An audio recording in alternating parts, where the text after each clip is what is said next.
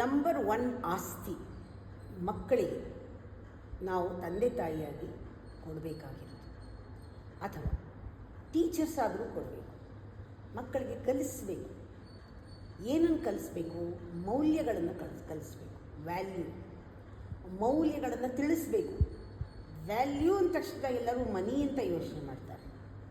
ಹಣ ಅಲ್ಲ, money is A store of value. ಅದಕ್ಕೆ ಮುಂಚೆ ವ್ಯಾಲ್ಯೂಗೆ ಇಂಪಾರ್ಟೆನ್ಸ್ ಯಾವ ರೀತಿ? ಪ್ರಿನ್ಸಿಪಲ್ಸ್, ಜೀವನದ ತತ್ವಗಳ ಬಗ್ಗೆ, value of creation, value of emotion.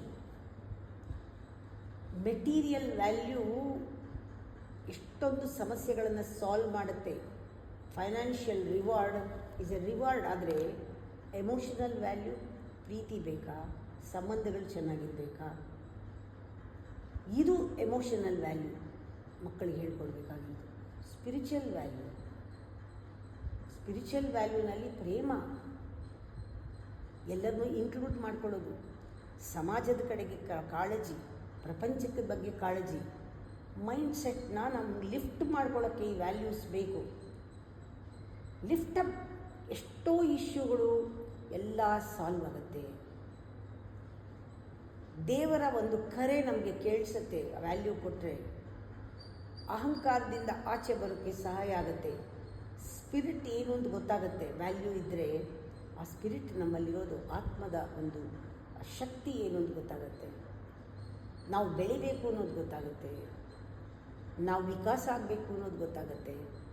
ಮನುಷ್ಯನಾಗಿ ವಿಕಾಸ ಆಗೋದಕ್ಕೆ ಎಷ್ಟು ಬೆಲೆ ಇದೆ, ನಾನು ಬೆಳೀತಾ ಇದ್ದೀನ, ಇದೆಲ್ಲ ವ್ಯಾಲ್ಯೂನಲ್ಲಿ ಬರುತ್ತೆ. ಮಕ್ಕಳಿಗೆ ಪ್ರತಿಯೊಂದರ ಮೌಲ್ಯವನ್ನು ತಿಳಿಸ್ಬೇಕು.